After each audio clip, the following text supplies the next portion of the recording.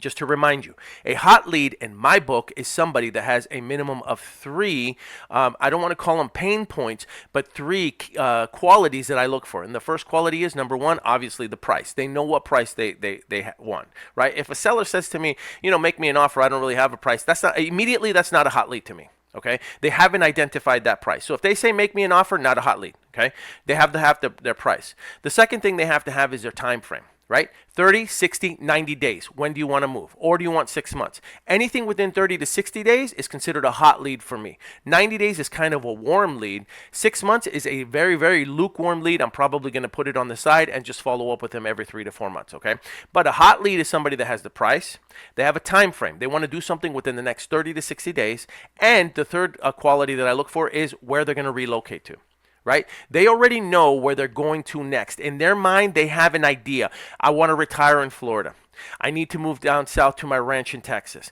Now, if they don't live in the property, that's a different scenario, right? If they don't live in the property, but they have a tenant in it and they say, I'm tired of dealing with the tenant, at least that's a pain point. But when they live in the property, I need to know their price. I need to know their time frame, and I need to know where they're going to next. Now, the fourth optional one, which really makes them super hot if they give me this, is they tell me why they're selling, right? Again, going back to what I said earlier, they may not live in it, but they may have a tenant that they're tired of dealing with. They may have inherited a property that they don't want to deal with. They may have a property that has way too many repairs for them.